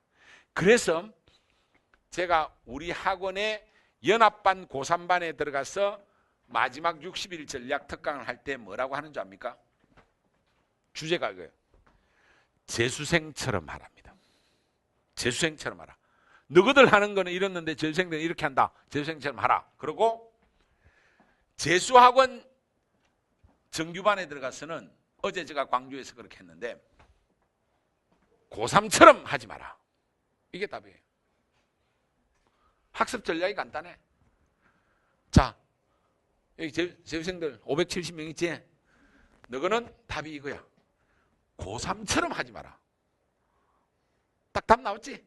딱 알아듣겠지? 한마디로 알겠지? 고3처럼 하지 마라. 그 다음에 여기 재학생 어머님들한테는 재수생처럼 하라. 이게 학습 전략이에요. 그걸 조금 더 구체적으로 말씀드릴게요. 첫째, EBS 공부를 지금 우리 고3들은 급해가지고 마지막에 이럴 겁니다. 막 급하면 어쩌냐면요. EBS 교재 갖다 놓고 정답에 다 동그라미 치고 대충 문제 유형 읽고 다 배워. 심지어 영어 지문은 그대로 나오니까 앞에 두 줄만 외워. Once upon a time 뭐 이렇게 놓으면 아 이거는 뭐야. 네가 작년에 그랬으니까 웃고 앉아 있잖아. 요거는 환경에 관한 지문이야. 답이 주로 이런 거야. 야 정말 우리나라 교육이 개판이 된 거예요 이게. 영어를 공부하는 게 아니에요. 요 지문은 요런 주제고 요건 요런 거와 답이니까. 그래서 아예 EBS 지문 한글 해석판이 나와 있어요. 그걸 보고 앉아 있어요. 이런 식의 학교 내신 암기하듯이 EBS 공부하면 절대로 안 됩니다. 그건 공부도 아니고 문제가 그렇게 똑같이 나오는 건 아니에요. 70%를 변형해서 내는 거지 몇 문제는 똑같은 문제도 있지만은 그렇게 공부했다가는 그게 공부가 아니잖아요. 그냥 사진 찍기 하고 있는 거 아니야. 그래서 EBS를 가지고 공부를 하되 제대로 하라. 재수생들은 제대로 하고 있어요. 그치? 넌 제대로 하고 있잖아. 그치? 요거 잘 지키셔야 됩니다. EBS를 가지고 반드시 공부를 하는데 EBS 교재를 수능답게 공부를 해야 됩니다. 급해가지고 막 암기하듯이 중간기말고사 사진 찍듯이 그렇게 하면 성적이 하나도 안 나온다. 변형했을 때 전혀 못 따라간다. 그래서 EBS가 반드시 중요한 교재지만은 수능답게 공부하라는 게 첫 번째 드리고 싶은 거고, 그 다음에 문과생들은 사탐이 중요한 과목이 아닙니다. 이걸 아셔야 돼요. 고3들은요 공부를 안 해가지고 수능 한 달 전 가면 다들 사탐만 공부하고 있어. 문과 애들이 이 바보 같은 것들이. 왜냐하면 사탐은 15%밖에 반영 안 됩니다. 주로 25%가 반영이 안 돼요. 4개 과목이기 때문에 25%씩 반영되는 대학은 별로 없습니다. 그런데 마지막에 급하게 공부할 때, 이 지금 문과생 이야기하는 겁니다. 사탐 2과목 공부하면 잘 외워지고 머리에 쏙쏙 들어오는 것 같거든. 점점 사탐만 공부하는 거예요. 이러면 틀림없이 망합니다. 문과생은 대학 입시의 중심이 철저히 국영수에 있습니다. 특히 마지막 순간까지 수학을 놓으면 이건 대학 입시 포기하는 겁니다. 이 점을 꼭 알아줘야 돼요. 지금 우리 재수하는 학생들도 혹시 성적이 좀 안 나오는 학생들 또 오류에 빠질 수 있어. 절대로 수학을 문과생이 놓으면 안 된다. 그리고 올해는 영어가 쉽게 나올 것이기 때문에 이거는 무조건 다 맞아야 된다. 그리고 문이과 다 똑같이 적용되는 건데 시험 날짜가 가까울수록 뭘 잘해야 되느냐면 국어를 잘해야 돼요. 그런데 재수한 애들의 공통점, 마지막으로 갈수록 국어를 하나도 안 해. 맞지? 수능 보름 전에 국어 한 적이 없지. 빨리 말해봐. 맞지, 그제? 왜냐하면 이 국어에 대해서 학생들이 어떤 생각을 하느냐면요, 이거는 해도 안 해도 성적이 비슷하다는 이상한 잘못된 생각을 가지고 있어요. 그리고 특히 문과생 같으면 마지막에 사탐 공부하면 막 성적이 올라가는 것 같거든. 거기에 매몰돼 버리는 거예요. 그리고 영어는 또 사진 찍기 하듯이 once upon a time 이 짓 하고 앉아 있고, 그러다 보니까 공부가 편식이 되는 거예요. 그런데 봐보십시오. 대학 입시는 1교시에 끝납니다. 첫 시간에 지문 2개를 못 읽으면 완전히 멘붕이 옵니다.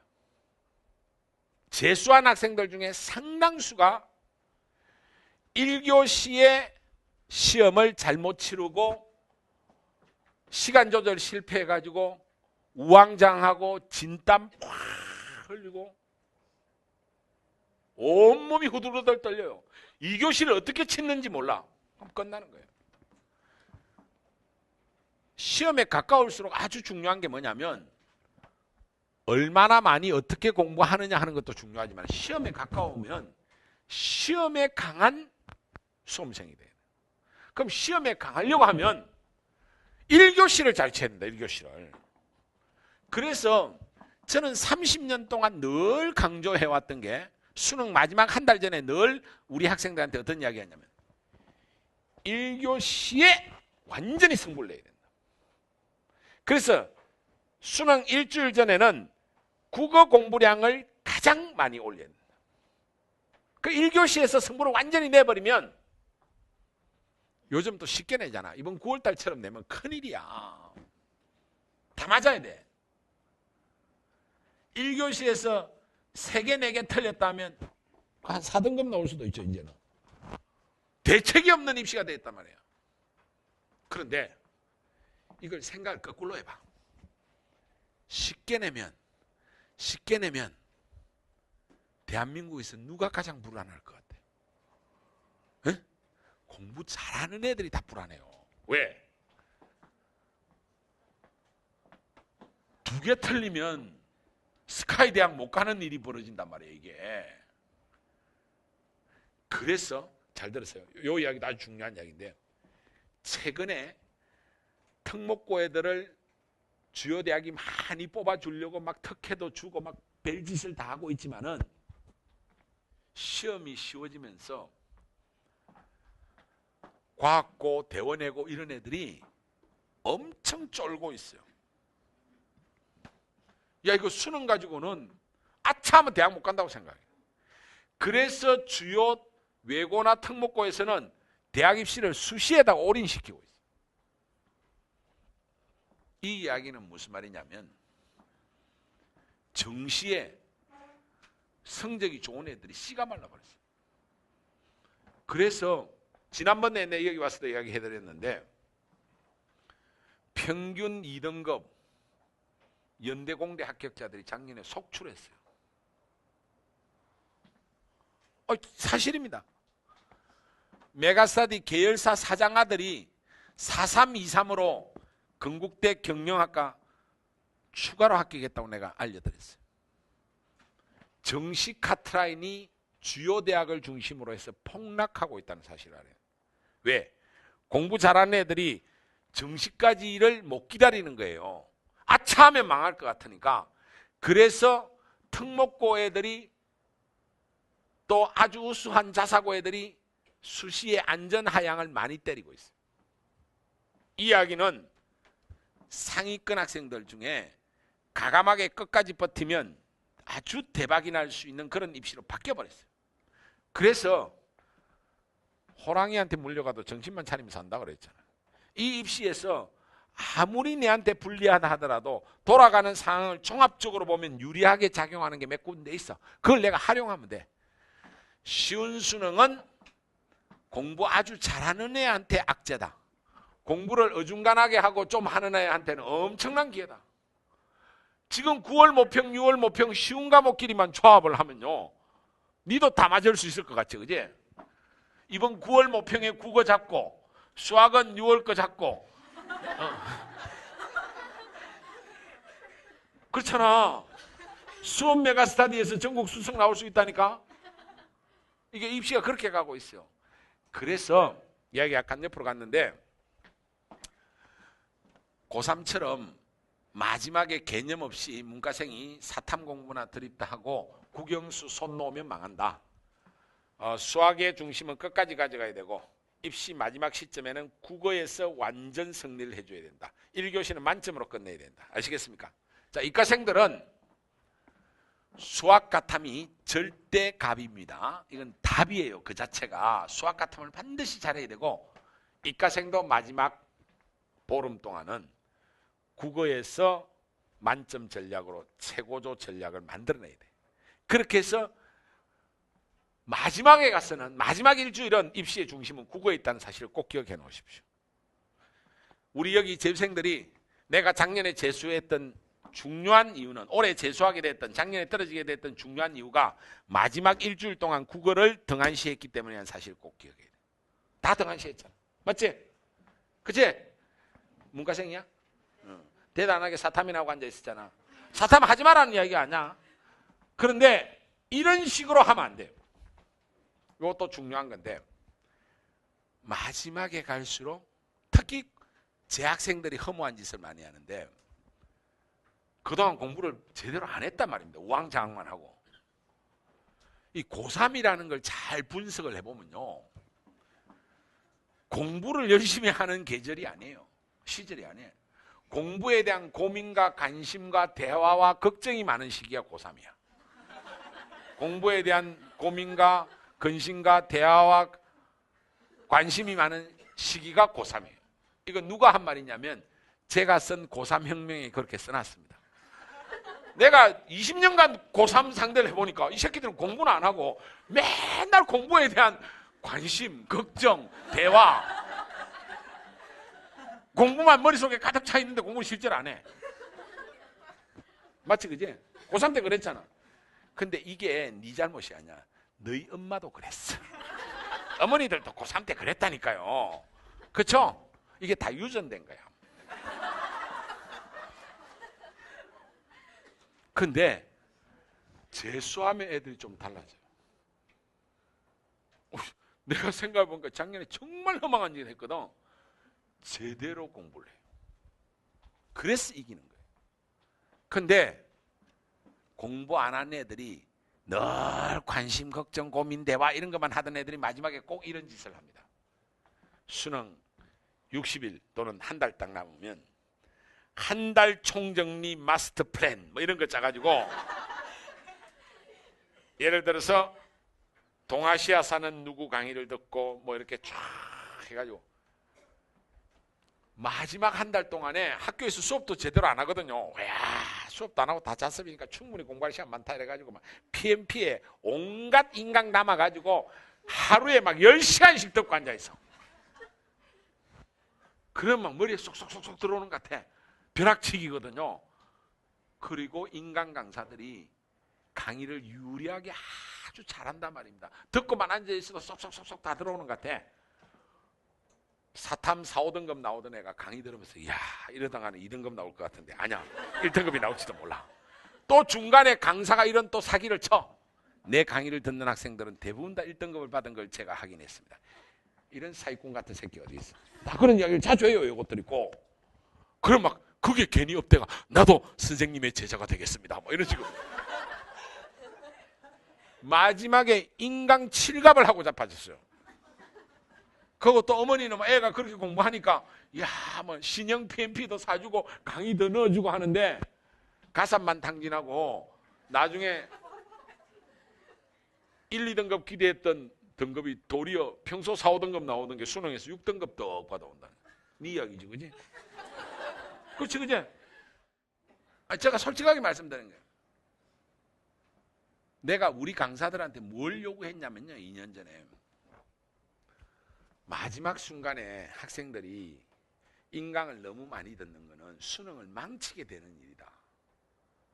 우리가 이런 노력을 한번 해보자. 수능 마지막 한 달 남기고는 우리 상품을 판매 중지하자. 아무도 못 사게 하자. 그게 도덕적으로 옳다. 제보고 미쳤대요. 그래서 내가 판다 그러니까 우리 강사들이 엄청 좋아해. 왜? 자기 영업에 전혀 도움이 안 되는 사람이거든. 최근에 제가 은퇴를 했습니다. 물러났습니다. 사실은 저희 회사가 오퍼레이션 운영은 제가 안 합니다. 저는 뒤에 이선에 물러나 있는데, 그래서 사교육을 통해서 장사를 하면서 저는 양심의 가책을 너무너무 많이 느끼는 거예요. 야, 이건 아니다라는 거예요. 강사들이 강의를 통해서, 적어도 저는 그래 강의를 안 했기 때문에 저는 확신을 가지고 하는 거예요. 저는 내전에 강의를 할 때 늘 이런 이야기를 했거든요. 내 강의를 듣고 성적이 올라가기를 바라는 놈은 미친놈이다. 저는 가르쳐 볼수록 그걸 느꼈거든요. 내 강의 듣고 성적이 올라가기를 바라는 놈은 그건 미친놈이에요. 지가 공부를 해야 올라가는 거예요. 내 강의는 네가 그 과목을 잘 이해할 수 있는 길잡이 역할을 하는데, 그걸 암기하고 머릿속에 넣고 문제를 실제로 적용하고 푸는 거는 네가 할 일이란 말이야. 네가 할 일. 그래서 첫날 개강할 때 항상 내 강의를 듣고 성적 올라가기를 바라는 학생은 미친놈이니까 지금 바로 나가면 환불할 수 있다. 1원도 안 까고 돌려줄 테니까 빨리 집에 가라. 그 이야기를 딱 하고 제가 수업을 시작했어요.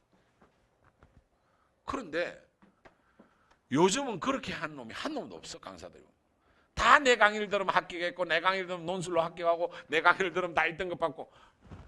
1등급 4%밖에 없는데 지 강의 듣는 애가 다 받으면 어떻게 돼 이게? 그래 해야 학생들이 그 강의에 자꾸 빨려드는 거예요.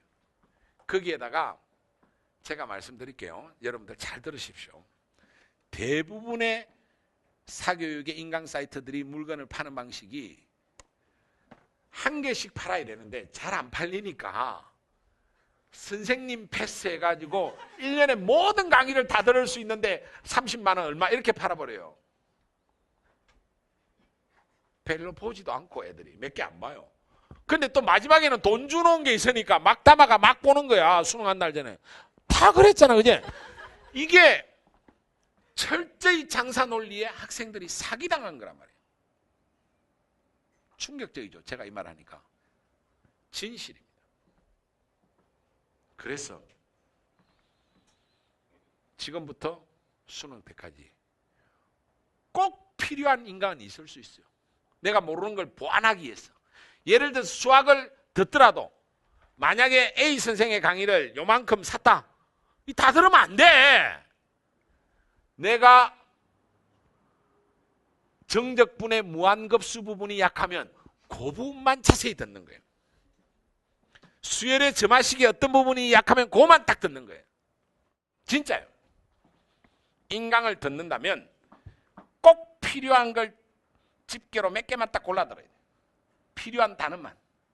돈이 아깝다 생각하지 말고. 선생님 패스 했다고 막 줄줄이 듣고 앉아 있으면 그 선생의 천하의 사기꾼들이 많습니다. 학생들이 내가 보면서 가슴이 아픈 게 학생들이 어떤 선생을 엄청 존경해. 이런 일들이 지금 사교육에서 엄청나게 벌어지고 있어요. 내가 이런 이야기해서 죄송한데, 그래서 인강을 마지막 학습 전략에서 PMP에 무작정 담아가지고 그걸 쫙 듣는 걸 공부라고 생각하는 순간 반드시 등급이 떨어지게 돼 있어요. 공부는 그렇게 하는 게 아닙니다. 마지막으로 갈수록은 자기 공부를 해야 돼요. 그동안 손때 묻은 책을 2번, 3번 반복해야 반복의 효과가 있잖아요. 반복을 하면 어떻게 됩니까? 똑같은 책을 여러 번 보면 빨리 볼 수 있죠. 처음 봤을 때 50시간 걸리던 게 2번째 보면 30시간, 3번째 보면 10시간 만에 봐져요. 4번째 보면 30시간 안에 다 봐져. 그리고 시각의 명확화가 이루어지죠. 눈으로 딱 찍힌단 말이에요. 아, 여기에 뭐가 있거든. 공부를 잘한 사람들은요, 어머님도 옛날에 학력고사 칠 때 어떻게 했어요? 예를 들어서 데카르트에 관한 문제가 나왔다. 아, 그럼 내가 윤리교과서를 한 서너 번 읽었어. 그러면 윤리교과서 147페이지 오른쪽 위에 데카르트 사진 바로 밑에 나는 생각한다, 코로나는 존재한다.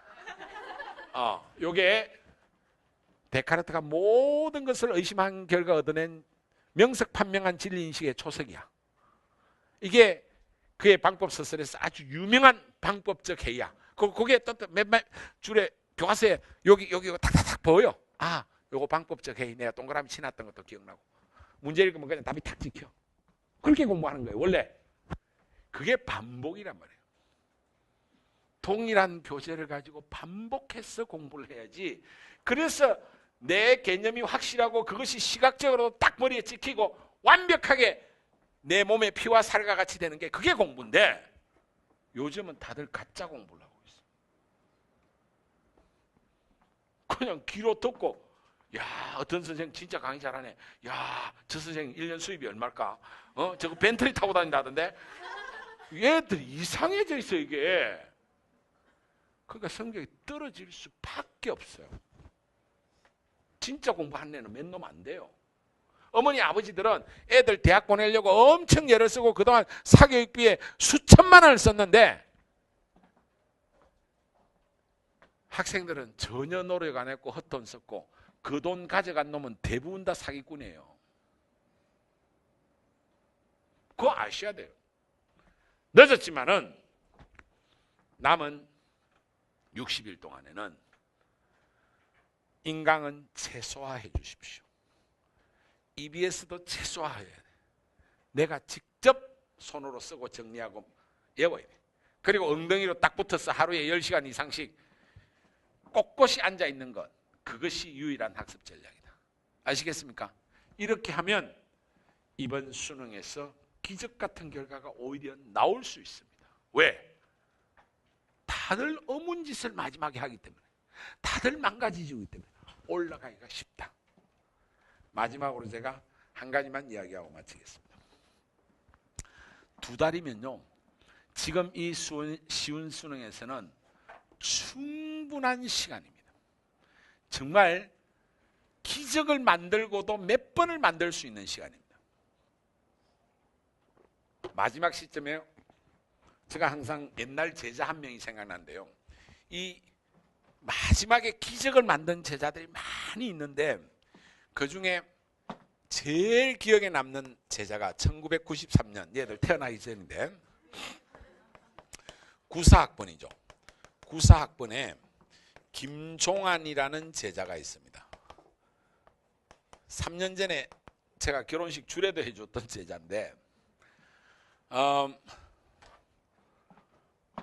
이 친구는 상당히 집안도 좋은 집안이었는데 너무너무 겸손했던 제자였고, 지금도 여전히 겸손하고 참 가정교육도 잘 됐고 제대로 자랐다, 이런 느낌이 들어요. 근데 여러분들은 저를 뭐 메가스터디 회장 뭐 이런 정도, 아니면 예전에 손사탐 이렇게 기억하지만은, 제가 아주 예전에는 어떤 면에서는 강사로서 가장 밑바닥에서 강의를 오래 했던 사람입니다. 원래는 88년, 89년 딱 2년간 짧게 강의를 해가지고 그 돈을 가지고 유학 가려고 생각했어요. 처음에는. 그러다가 이게 뭐 여러 가지 하여튼 저는 사연이 있어가 지금까지 오게 됐는데 딱 2년만 하려고 했기 때문에 처음에 학원에 들어가 가지고 2년간 큰 돈을 절대로 벌 수 없잖아. 나이 28살짜리가. 안 그렇겠어요? 시간 해봤자 그 시간당 얼마 받아가 큰 돈을 못 벌잖아요. 저는 그 당시에 1년에 한 1억에서 2억 벌려고 생각을 했는데 88년이면 그게 큰 돈이거든요. 그래서 딱 짧게 목숨 걸고 하면 한다. 그래서 아무도 안 하는 짓을 해야 되겠다. 근데 인생에서 아무도 안 하는 짓을 해보는 게 참 매력적입니다. 앞으로 너희들 그렇게 한번 살아봐. 그래서 내가 학원 강사 시작하면서 아무도 안 한 짓, 혼자서 모든 과목을 가르치겠다. 아니 혼자 모든 과목 가르치는 게 웬만큼 공부를 잘한 사람은 가능하잖아. 다 모든 과목 공부를 잘했잖아. 스카이 대학 가려면 그 정도는 해야 돼요. 자, 혼자서 내가 전 과목을 가르친다. 그러면 고객은 빵명일 가능성이 아주 높죠. 혼자서 전 과목 가르친다는데 누가 오겠어? 다 과목마다 전문 선생이 있다는데. 그래도 옵니다. 잘 찾으면. 누가? 호스피스 병동에 가 있는 암 환자. 영안실 냉동고 앞에 서 있는 사망한 암 환자. 공부 치지 못한 애들은 다 거쳐왔어요. 호스피스 병동 가기 전까지 그냥 죽습니까? 수술도 하고 민간요법도 하고 다 해봤잖아. 공부도 그런 애들 많이 있어요. 원래 유전자의 문제점을 모르고 계속해서. 저는 전교 꼴찌를 엄청 많이 가르쳤어요. 그래서 그런 애를 하여튼 여러 물색을 해서 첫 해에 5명을 가르쳤어요. 그게 마지막에 또 소문이 나가 마지막 입시에 될 때가 10명이 됐어요. 그 애들한테 목숨을 걸었죠. 10명 중에 9명이 합격을 한 거예요. 두 번째 해에 드디어 대박이다. 수업료를 4배로 올렸어요. 가치가 올라갔으니까. 그렇게 하던 시절입니다. 그래서 제가 앞에 9년간을 혼자서 전과목을 가르치면서 매년 고3을 딱 20명을 가르쳤어요. 상당히 비싼 가격을 받고 대신 학원은 월화수목금토 일주일 다 와야 돼. 그리고 시작 시간은 저녁 6시 반이고 수업 끝나는 시간은 새벽 2시 반. 근데 2시 반에 끝난 적이 별로 없어요. 보통 새벽 4시에 많이 끝냈어요. 어머니들은 2시 반부터 와서 기다려야 돼. 이게 살인적인 형태의 학원을 제가 한 9년간 앞에 했거든요. 그때 오내니까 성적이 아주 지지리도 나쁘네. 이때가 언제냐면 수능 첫 해입니다. 수능. 얘가 수능 1기생이에요. 그때 200점 만점 시절인데 보통 그때 2월달 3월달 고3을 딱 받으면 성적이 한 70점에서 90점 사이 애들이 와. 전교 뒤에서 세는 애들이니까 얘는 그 중에서 제일 뛰어난 90점짜리였어. 그런데요, 한 8월 되면 여기에서 150점까지 올라가는 애들이 있어요. 평균 한 120에서 150 사이는 올라가. 이래 안 올라가면 그 혼자서 전과목을 가르치고 수업료도 엄청 받는 선생한테 보낼 리가 없잖아요. 대신 목숨 걸고 하는 거니까. 근데 이렇게 하면서 내가 늘 느꼈던 게 88년부터 했으니까 저게 한참 이제 한 6, 7년 지났을 때죠. 가르쳐 보니까 교육의 많은 문제의 핵심이 부모에게 있어요. 교육학의 유명한 명제 중에 문제 부모는 있어도 문제 학생은 없다. 맞는 것 같아요. 그래서 93년도는 제가 온갖 짓을 다 했는데 소신을 가지고 학생을 뽑을 때 그때는 이제 학생들이 어느 정도 그래도 언더그라운드에서 알려져 가지고 20명은 쉽게 채워졌어요. 그래서 뽑는 조건을 수업료뿐만 아니라 한 달에 8번, 일주일에 2번의 학부모 재교육 프로그램을 운영하겠다. 어머니든 아버지든 일주일에 2번씩 와서 2시간씩 내하고 세미나를 같이 해야 된다. 이거 참여 안 하면 안 받겠다. 일주일에 한 달에 8번인데 6번까지는 꼭 참석하셔야 된다. 만약에 3번 이상 결석하면 바로 제적시키겠다. 그리고 8번 다 참석하면 대신 수업료 10% 환불해 주겠다. 그걸 내걸었던 거예요. 그런데 뭐 이에 어머니가 나중에 알고 보니까 보령제약하면 엄청나게 큰 회사 아닙니까? 그 집안의 사모님이야.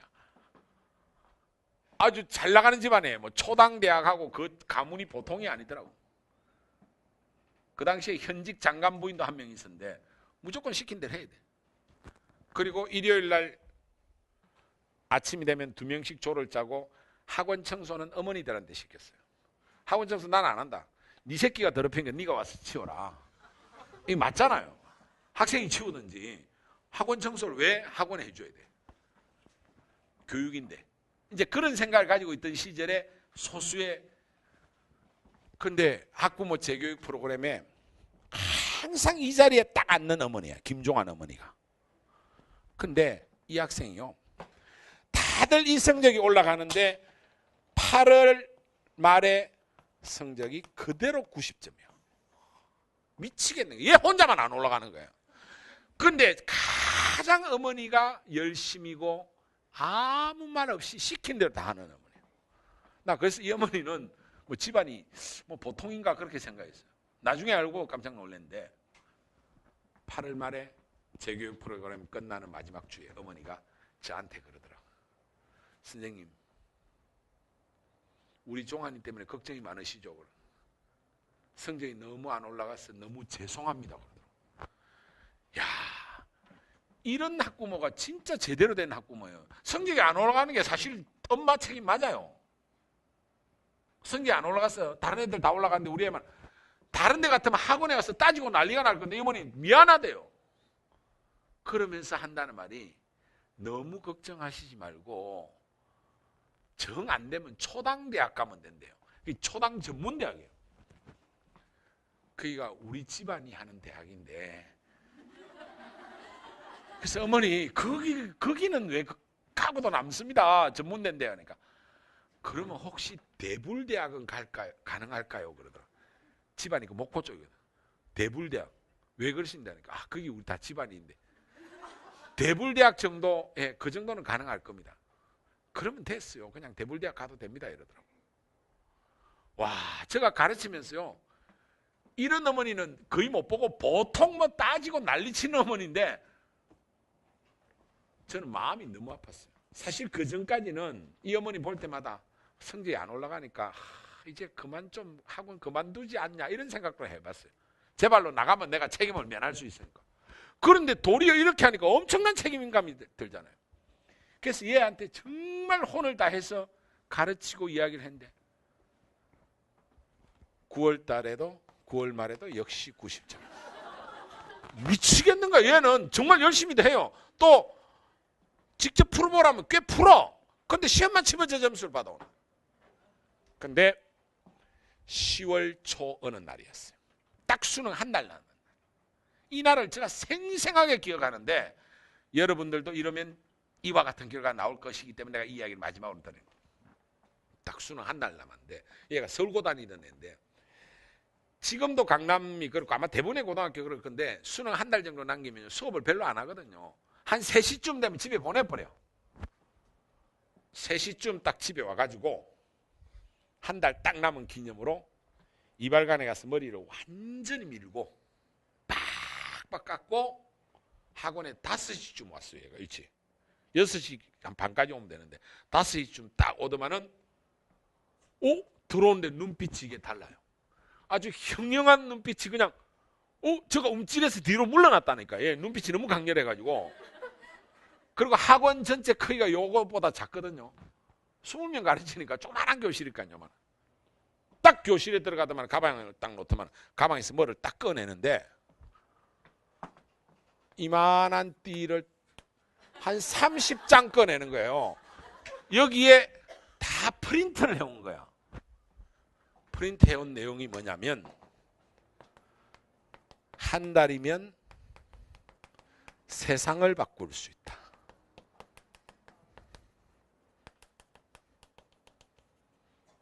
딱 이걸 30장 정도 프린트 해와가지고 조그마한 학원이지만 교실이 한 서너 개 되는데 곳곳에 복도까지 선생님 있는 교무실까지 해서 다 갖다 붙여.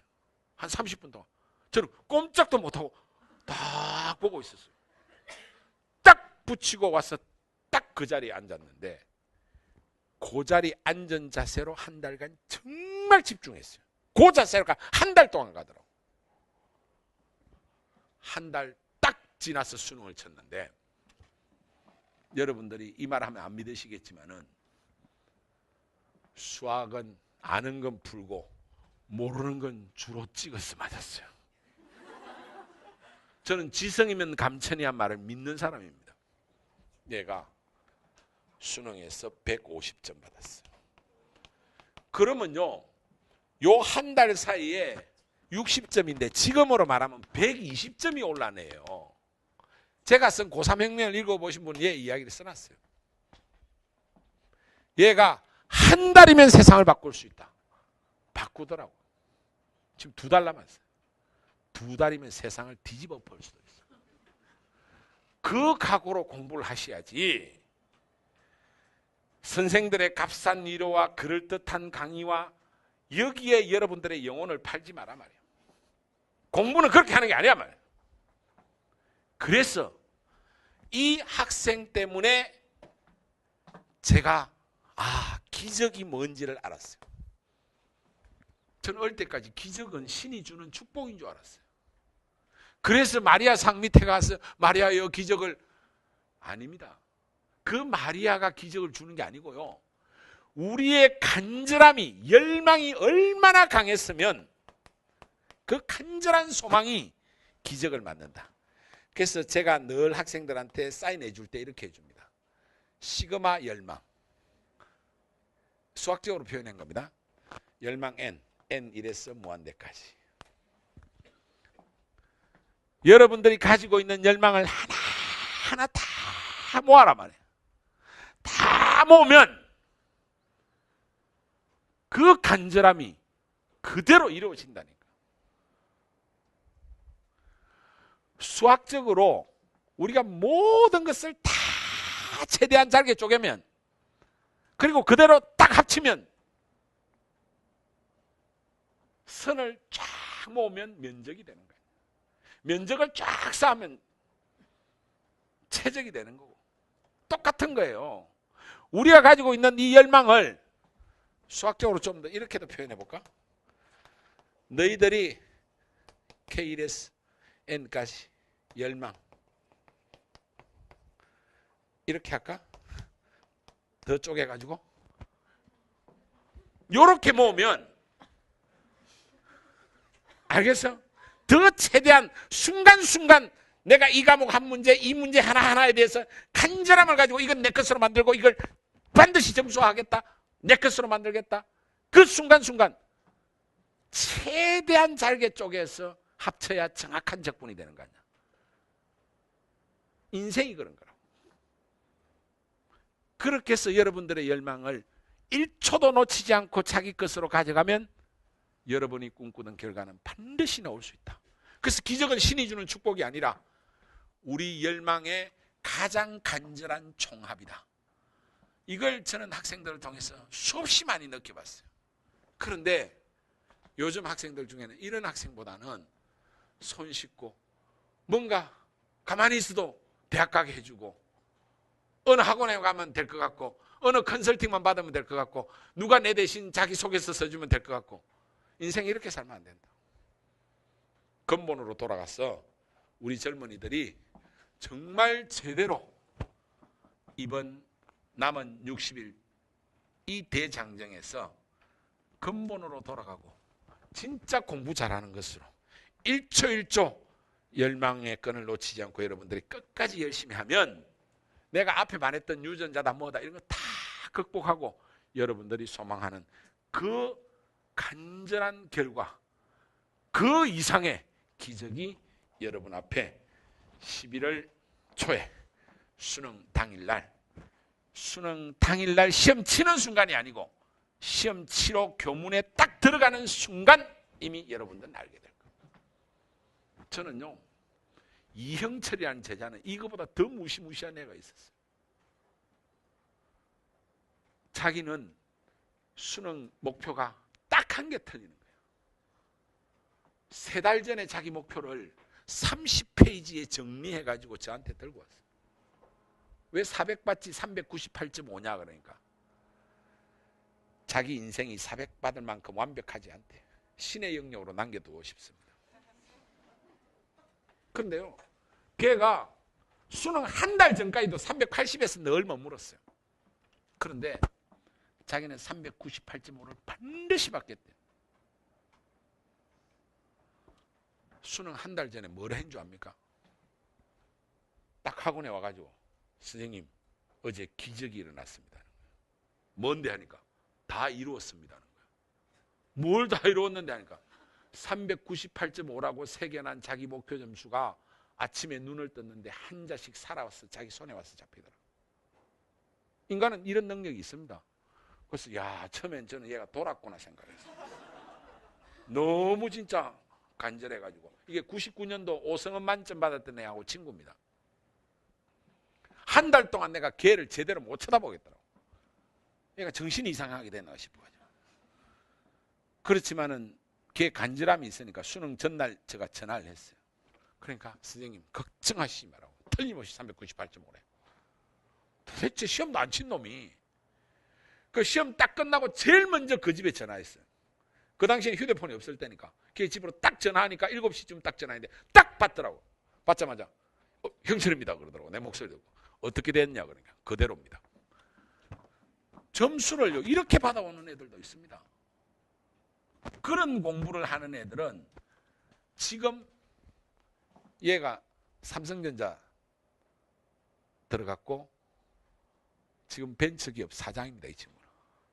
그리고 지금 걔는 아주 유명한 의사고 자기가 어떻게 사느냐 고등학교 입시 자체도 하나의 인생으로 놓고 여러분들이 마지막 60일을 싸워야 됩니다. 그것이 답이지 값싼 위로와 기성품 답을 주는 데서 위로를 얻지 마시라. 이 이야기를 마지막으로 들으면서 오늘 제가 원래 한 9시쯤 끝내려 했는데 여러분의 소중한 시간을 좀 많이 뺏어서 죄송합니다. 여러분의 간절한 열망이 꼭 기적으로 돌아오기를 기원합니다. 감사합니다.